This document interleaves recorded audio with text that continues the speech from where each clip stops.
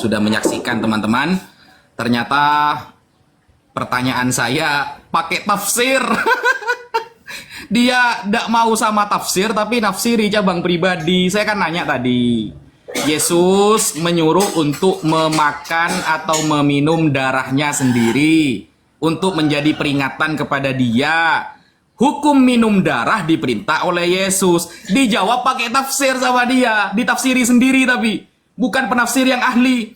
Apa tafsir dari Edis? Oh, itu maksudnya bukan darah-darah seperti Dracula, itu tafsir namanya, bro. Anda menjelaskan ya, lalu dia mengatakan Yesus itu roti. Roti apa? Roti sari roti. Tenonet, tet gitu. Aduh. Makanya gini loh, Mas Edis. Bible itu sudah salah dari awal gitu loh. Katanya teman-teman Kristen tidak boleh pakai tafsir, tapi kamu tafsiri cabang pribadi. Oh, darah ini bukan seperti Dracula, tapi Yesus itu adalah roti. Roti apa? Roti panggang. Gitu loh. Mana Yesus roti. Kalau mau dimaknai kalimat sebagai kalimat aligoris, ada ilmunya aligoris itu. Berarti kamu tidak beriman sama Bible kalau pakai aligoris. Harus sola scriptura, sesuai dengan yang tertulis. Yang kamu tanyakan dari tadi yang nggak ada di dalam Quran. Oh, kan Quran katanya tibyanan likulli syai, menjelaskan segala sesuatu. Sama di dalam Mazmur 19 nomor 7 tadi yang saya sampaikan, Taurat Tuhan adalah sempurna, apalagi bagi mereka yang tak berpengalaman. Mana sempurnanya? Mana sempurnanya? Gak ada kan? Hukum menikahi ibu, janganlah engkau menyingkapkan aurat orang tuamu. Kalau orang tua itu berarti bapak termasuk. Bapak pun tidak boleh disingkapkan auratnya. Itu bukan hukum nikah namanya, itu tafsir. Tafsir Anda itu menyingkapkan aurat dihukumi nikah. Itu kan tafsir Anda pribadi, Bas. Gitu loh, bro. Makanya kacamata Anda itu hitam, tidak melihat kebenaran dan sinar cahaya di depan Anda.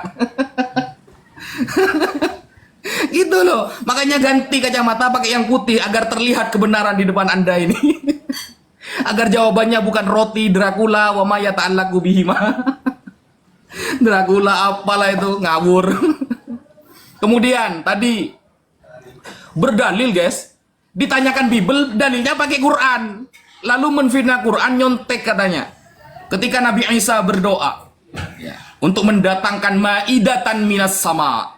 Ya, suatu hidangan dari langit. Itu kan tertulis dalam surah Al-Maidah ayat 114. Qala Isa bin Maryam, Allahumma rabbana anzil alaina ma'idatan takunu lana idan li awwalina wa akhirina wa ayatan mink. Itu Al-Maidah ayat 114. Nabi Isa itu berdoa kepada Allah untuk diturunkan maidatan. Ya, apa maidatan? Hidangan makanan dari langit, bukan darah dia. Dah kayak yang dinarasikan Bible, beda saudara. Maidatan minas sama, yang turunnya, hari turunnya takunu lana idan li awwalina wa akhirina, akan menjadi peringatan bagi kami dan orang-orang setelah kami. Bukan cawan, darah, roti, mentega, keju, coklat. Ini mau bahas makanan apa mau bahas ayat sih? Yang kamu tanyakan tidak ada di dalam Quran. Coba kamu pakai ayat dalam Quran, tanyakan bagaimana maksudnya. Itu loh tema kita. Tema kita itu kamu ambil ayat Al-Quran, tanyakan maksudnya. Tunjukkan bahwa saya akan menjawab made in Islam, atau saya menggunakan Bible Anda untuk menjawab. Anda melarang saya pakai kitab ulama tafsir, tapi Anda menafsiri Dracula, menafsiri roti. Makanya kacamata itu dibuka, Mas Edis, agar melihat kebenaran. Kan kacamata itu kacamata kegelapan, ya, kacamata hitam. Sehingga Anda tak tahu bahwa di depan Anda ada orang yang bercahaya yang sedang mengabarkan kebenaran keimanan Anda. Gitu. Semoga Anda terjamah, terpilih, diputar dan dicelupin, Mas Edis. Menjadi pribadi yang baru, kan begitu. Tanyakan ayat Quran, tanyakan kepada saya. Apakah saya akan menjawab dengan para ulama? Apakah saya akan menjawab dengan Al-Quran? Atau saya menjawab dengan made in Islam? Tanyakan. Tapi dari tadi sampai saya tanyakan kok muter. Malah pakai ayat Al-Quran dari jawabannya. Aduh, Zedis. Aduh, panas dia guys, panas parah dia guys. Baik, saya tanggapi ya. Saya sambil ngemil, soalnya lapar perut saya. Perut saya kosong, jadi saya ngemil. Jadi begini, Gus Wapi ya. Kenapa teman-teman saya itu jarang sekali mau bahas Bible dengan orang Islam? Karena begini, mereka nggak pernah baca Bible, itu loh masalahnya. Dia bilang katanya perumpamaan bahwa Yesus itu adalah roti yang turun dari surga, itu perumpamaan katanya. Saya bacakan ayatnya ya. Saya bacakan. Misalnya dalam Yohanes 6 ya. Kita mulai dari 58 ya. Nih. Kan kalau buka-buka ayat gini kan jadi lama, waktunya itu udah kepotong habis. Cuman buka-buka ini aja kita udah lama gitu loh. Kalau orang udah nggak ngerti ya saya males. Masa saya harus tunjukin lagi ayatnya? Orang kalau udah ahli nggak perlu lagi saya tunjukin ayatnya. Udah sama-sama tahu. Nih, lihat ya. Ini Yesus berkata gini, inilah roti yang telah turun dari sorga. Bukan roti seperti yang dimakan oleh nenek moyangmu dan mereka telah mati. Barang siapa makan roti ini, ia akan hidup selama-lamanya. Semuanya itu dikatakan Yesus di Kapernaum ketika ia mengajar di rumah ibadat. Yesus bilang bahwa dia itu adalah roti yang turun dari sorga. Kok dibilang perumpamaan gimana? Ini Yesus sendiri yang ngomong. Kemudian lagi. Apakah minum darah itu adalah perumpamaan? Nih, misalnya Matius 26, kita mulai 26, 28. Ini buka-buka gini itu udah habis loh waktu saya. Nih, 28. Nih. Sesudah itu ia mengambil cawan, mengucap syukur, lalu memberikannya kepada mereka. Minumlah. Bukan darah di situ, bukan. Minumlah. Minumlah semua kamu dari cawan ini, sebab inilah darahku, darah perjanjian yang ditumpahkan bagi banyak orang untuk pengampunan dosa. Ya kan? Terus ketika mereka sedang makan, lalu Yesus mengambil roti dan mengucap berkat, memecah-mecahkannya, lalu memberikannya kepada murid-muridnya. Ia sambil dan berkata, ambillah, makanlah, inilah tubuhku. Jadi bukan makanin dagingnya Yesus kayak Dracula. Saya gini loh Gus Wapi, kenapa saya itu males kalau ngomong Bible sama orang Islam? Karena Bible-nya nggak punya gitu loh, baca belum pernah. Jadi akan menghabiskan banyak waktu. Kecuali Islam yang sudah pernah baca Bible sampai selesai. Kalau saya sudah ratusan kali khatam Al-Quran. Dari Al-Fatihah, Anas ke Al-Fatihah. Jadi saya nggak perlu lagi buka-buka ayat, saya tahu ada di situ. Gitu loh. Di dalam Al-Quran ada satu ayat berbunyi bahwa Isa meminta hidangan dari langit. Ya kan? Nanti yang harinya itu menjadi peringatan. Peringatan akan orang-orang yang nanti dengan mereka dan sesudah mereka. Saya tanya, mana siapa mereka peringati apa itu? Nggak ada. Gelagapan Muslim kalau suruh jelasin itu.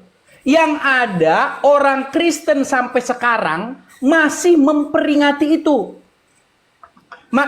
Barusan tadi nih hari Minggu, di sini kan hari Minggu hari ini di gereja ya, pendeta kami, pastor kami itu bilang, ya kan?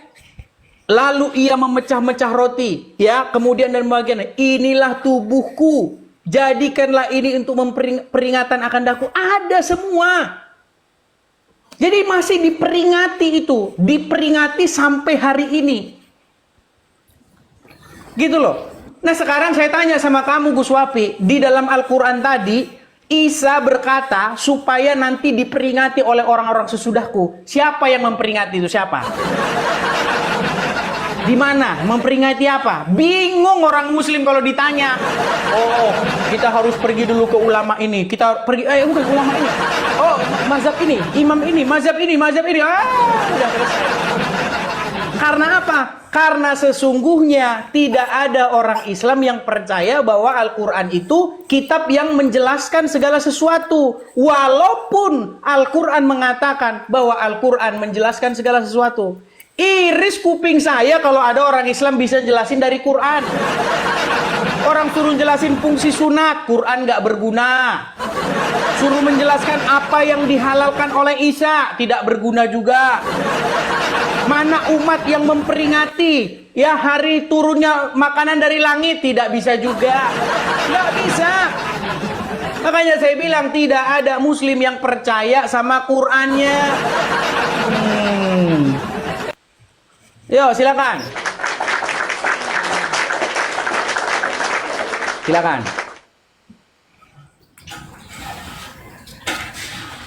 Teman-teman saya sambil makan ya, nyembilan. Soalnya perut saya kosong. Ya perut Dia saya sudah kosong. lapar, guys. Oke. Bismillahirrahmanirrahim. Iris kuping saya kalau ada jawabannya katanya. Dia lucu teman-teman ya. Pakai ayat Al-Quran membenarkan keimanan dia. Gimana tuh? Padahal temanya ini ya, apakah saya percaya Al-Quran atau Anda percaya Bible? Sampean pakai Al-Maidah yang saya sampaikan tadi, ayat 114, yang dimana Nabi Isa mengharap hidangan turun dari langit yang di hari itu akan menjadi peringatan bagi dia dan orang-orang setelahnya. Nah, lalu membenarkan kegiatan ibadah dia di gereja, Dor. Coba pakai Bible, Dis. Pakai Bible kalau mau membenarkan agama kamu. Jangan pakai Al-Quran. Tadi kok saya ulang-ulangi. Pakai Bible kalau mau membenarkan agama kamu. Masa kegiatan kamu di gereja pakai Al-Quran dalilnya, Dis. Nah, mana peringatannya? Kalau memang orang-orang setelahnya itu memperingati hari itu. Lah, ayatnya sudah kamu baca, Dis. Justru ayat itu tertera dalam Al-Quran. Berarti Al-Quran memperingati kejadian itu dengan mengatakan bahwa dulu Nabi Isa pernah berdoa kepada Allah agar ada hari yang diturunkan makanan dan menjadi peringatan. Itu tertera dalam Al-Quran. Dengan ayat itu tertera dalam Al-Quran, berarti umat Islam memperingati hari itu. Jediar. Selamat datang di kebenaran. Ayatnya kan di Quran, ada di Bible. Ayat itu ketika ada, itu kita memperingati. Memperingati itu udah harus ke gereja, Dis. Memperingati itu mengingat. Memperingati itu mengingat. Mengingat bahwa pernah Nabi Isa berdoa seperti itu. Ayatnya tertulis dalam Al-Quran. Anda justru membenarkan Al-Quran. Bahwa Al-Quran memperingati doa Nabi Isa itu dengan cara tertera jelas di dalam ayat Al-Quran. Gitu. Ayatnya tadi dibaca masih minta dalil. Justru ketika sudah tertulis dalam Al-Quran, berarti umat Islam memperingati Nabi Isa dulu pernah berdoa demikian. Dan menjadi peringatan, diperingati, kita mengingat, gitu. Ayatnya pakai Quran kok. Kan tertulis dalam Quran itu. Di Bible ada nggak? Nggak ada. Sampai Dajjal keluar 3 kali nggak ada. Lalu sampai mengatakan ajaran dusta. Tadi ada yang sebelum saya jawab, teman-teman. Di awal ya. Bahwa Nabi Muhammad itu membolehkan dusta katanya. Untuk masalah orang-orang yang bertikai. Itu padahal udah ada di dalam Quran doh. Kalau temanya itu di Quran sama Bible. Anda melarang saya tafsir. Tapi pertanyaan Anda harus menjawab dengan tafsir. Pakai Quran, Dis. Jawab dengan ayat Quran. Tanya di ayatnya, lalu tanya kepada saya penjelasannya. Karena keterangan hadis itu dalam catatan para ulama. Ulama mencatat apa yang pernah disampaikan oleh Nabi Muhammad. Kamu gak terima nanti. Tapi giliran saya bertanya masalah darah Yesus yang diminum, lalu Anda pakai Yohanes. Jawabnya pakai Yohanes. Inilah tubuhku katanya.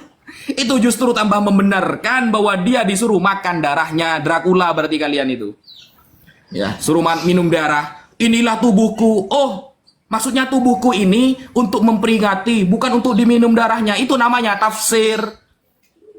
Contohnya bapak-bapak gereja sampai sekarang menerangkan ketika di dalam pidatonya, inilah tubuhku, inilah cawanku. Itu namanya tafsir. Karena tulisannya minum darah, kenapa gak diminum darahnya? Kalau sama-sama pakai tafsir, para ulama banyak di dalam Islam, para ulama tafsir. Tapi kamu, apakah kamu punya ulama tafsir? Gak ada. Apakah kamu punya ilmu untuk mengetahui makna alegoris? Gak ada. Gak ada semua. Nah, kalau ajaran berdusta itu, justru di dalam kitab kamu. Ya, di dalam kitab kamu itu ajaran berdusta ada ini ya. Coba jelaskan, saya bertanya ini ya. Nih, Imamat 19 nomor 11, janganlah kamu mencuri, janganlah kamu berbohong, dan janganlah kamu berdusta. Oke, Imamat mengatakan jangan berdusta. Sekarang kita buka di perjanjian lama itu, di perjanjian baru, ya. Di perjanjian baru ternyata Paulus ngajari orang wajib berdusta, saudara. Roma 3 nomor 7, tetapi jika kebenaran Allah oleh dustaku semakin melimpah bagi kemuliaannya, mengapa aku masih dihakimi lagi sebagai orang berdosa? Diar, Paulus wajib berdusta kemuliaan Tuhan. Untuk kemuliaan Tuhan harus berdusta, kata Paulus. Ayo, ajaran berdusta justru diajari Paulus. Dijawab itu. Coba dijawab itu. Ya, jawabannya sudah nggak jelas, kesana kemari. Yang dibahas apa, yang ditanya apa. Ya, jadi ya kita harus ngomong karena mereka sering bentur-benturin kepala ke Ubin ya. Jadi kita memang harus ya agak-agak turun dulu IQ kita lah. Gini ya, Bapak ya. Tidak ada saya mengatakan membenarkan ritual perjamuan kudus itu dengan Al-Quran, nggak ada. Saya hanya ingin membuktikan bahwa kalian nggak percaya dengan Al-Quran kalian. Loh, di dalam Bible kami jelas, ya. Lalu ia memecah-mecahkan roti dan berkata, inilah tubuhku, ya kan? Jadikanlah ini peringatan.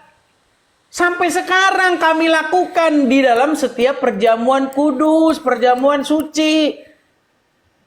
Roti dilambangkan dengan tubuh Yesus dan anggur dilambangkan dengan darah Yesus. Bukan dengan Quran Anda beda, enggak, di Bible itu sendiri ada. Masalahnya di Quran ada satu narasi bahwa Isa minta supaya diturunkan makanan dari langit yang nanti menjadi peringatan bagi pengikut Isa dan sesudahnya, orang-orang sesudahnya. Saya tanya, di mana ada umat yang memperingati makanan yang turun dari surga? Ada gitu Muslim hari raya memperingati? Yang nggak ada, yang ada hari raya haji, yang ada umroh, cium batu ke Arab. Mana ada memperingati makanan dari surga? Nggak ada. Oh, yang ada Isra Mi'raj, ya kan? Dan lain sebagainya nggak ada. Mana ada? Coba siapa umat yang memperingati turunnya makanan dari surga? Loh, langsung macet di telepon jemaah. Halo, kenapa kamu masih saja berdebat dengan edisi itu? Sudah tahu tidak ada ulama yang bisa mendapatkannya. Ayo, framing. Loh, di telepon pasti tadi ya, pura-pura. Ya biasa lah, saya kan orang penting. Terus masalah berbohong. Loh, bukan saya membandingkan Quran dan hadis, bukan. Bahwasanya umat Islam nggak percaya bahwa Al-Quran memerintahkan supaya jangan mengatakan selain daripada yang benar.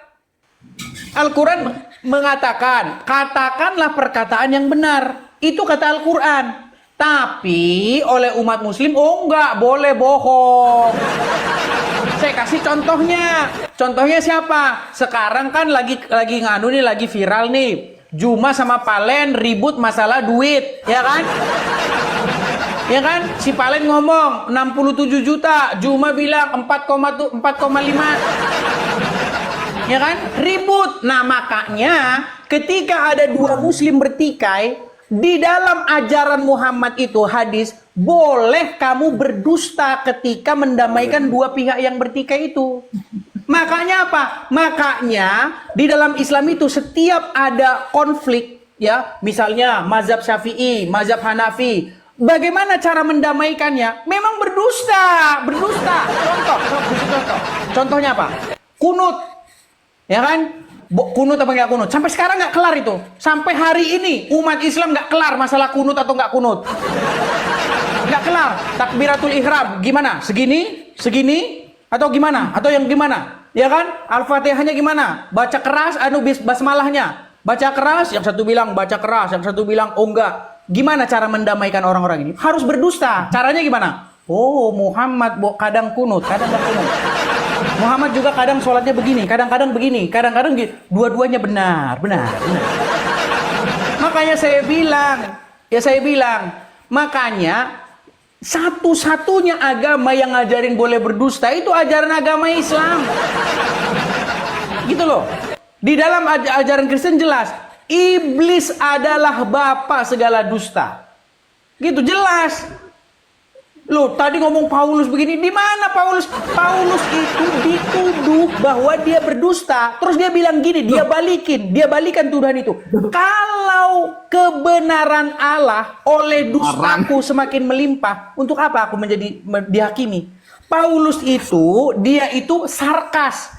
Kamu bilang saya dusta, tapi kalau kebenaran Allah karena dustaku itu semakin melimpah, untuk apa saya masih dihakimi? Maksudnya saya itu nggak dusta, gitu loh. Duh, gimana kok kurang-kurangin membenturkan kepala ke ubin.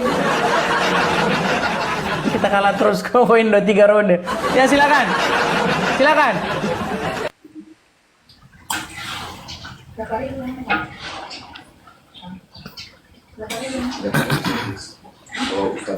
Oke, bismillahirrahmanirrahim. Jawaban kamu kok pakai tafsir semua, Dis? Gitu loh. Jelas-jelas Paulus mengatakan kalau dengan dustaku atas kemuliaan Tuhan, ya. Lalu kenapa aku dihukumi karena dustaku, kata dia. Berarti seolah-olah Paulus itu membenarkan ajaran dusta itu boleh atas kemuliaan Tuhan, gitu loh. Jangan ditafsiri, Dis. Ditafsiri lalu sama kata Edis bahwa Paulus ini sedang membalikkan orang yang sedang bertanya, apa ini? Jelas kalimat Pak Paulus ini gini, kalau karena dustaku Tuhan semakin mulia, kenapa aku dihukum? Berarti kan seolah-olah dusta itu boleh kalau kemuliaan Tuhan alasannya. Jangan ditafsiri, nggak boleh pakai ulama tafsir, tapi kamu dari tadi nafsir, Dis. Lalu Yesus mengatakan, ya, inilah tubuhku, minumlah darahku, kata Yesus. Ternyata kata Mas Edis itu maksudnya anggur. Darah itu pelambangan dari anggur. Darah kok anggur, gak nyambung. Kemudian tubuhnya itu sama dengan roti. Darah kok roti. Emangnya Yesus terbuat dari ragi gitu? Gak nyambung, Dis. Berarti Yesus kalau ditafsiri seperti itu, berarti Yesus berbohong kalau seperti itu. Apakah Yesus berbohong?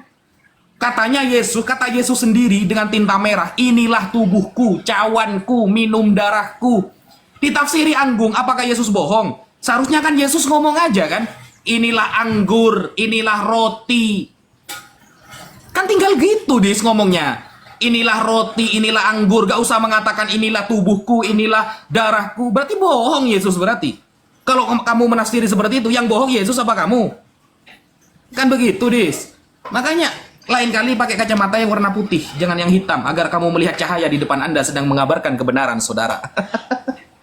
Dis.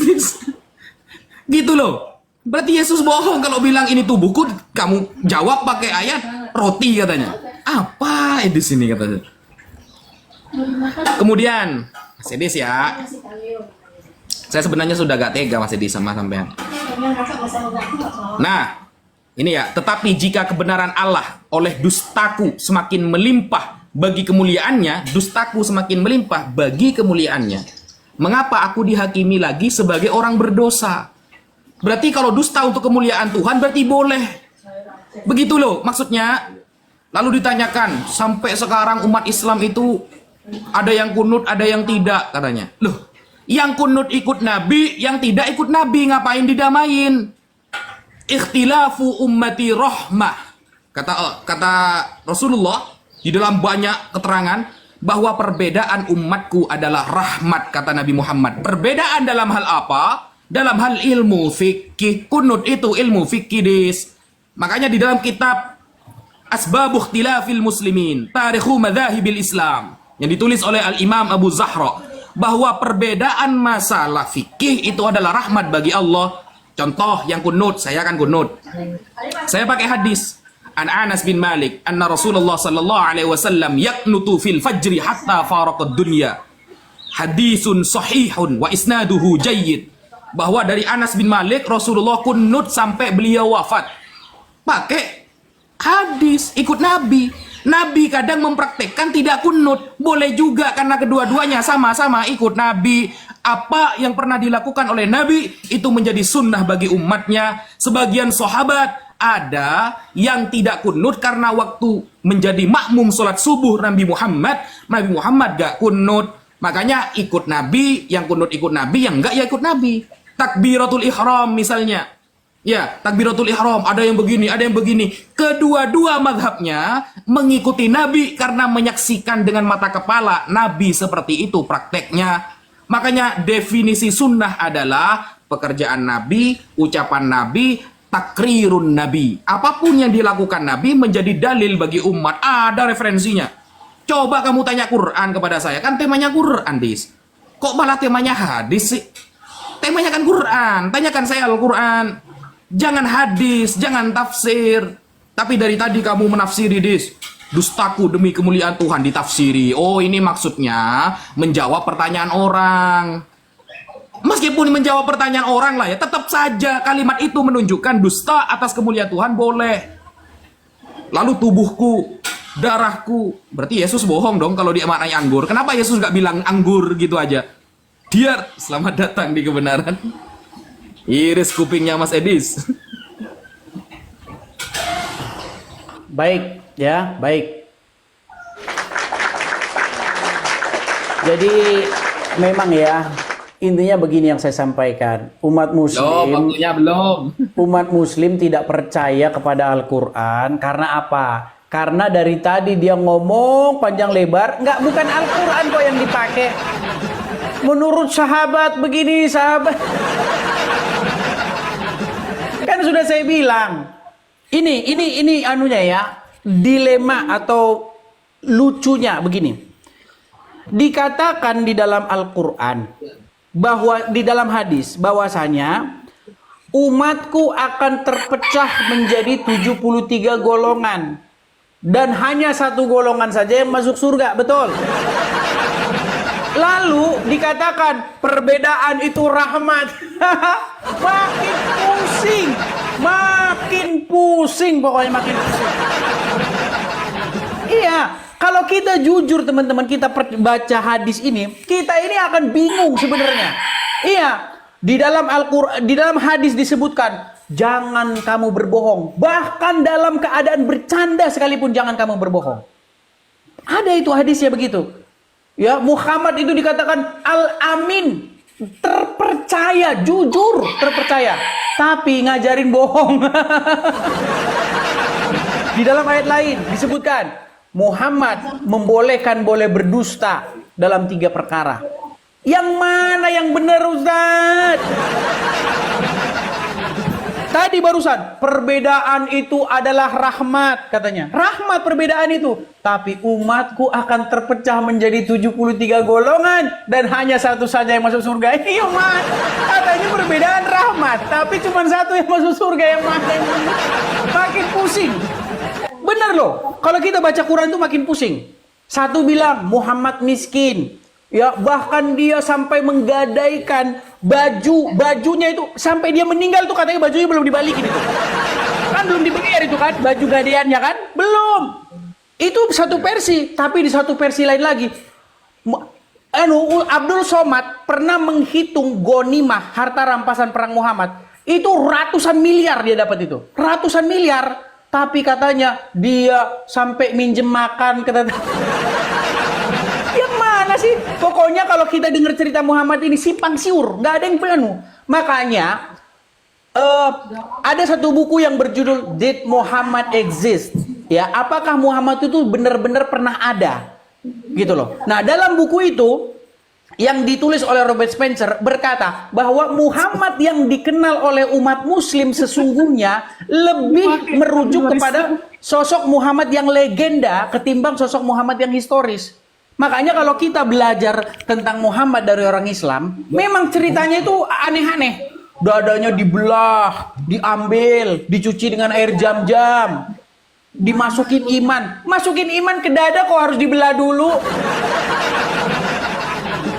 Iman itu kan sesuatu yang tidak berbentuk.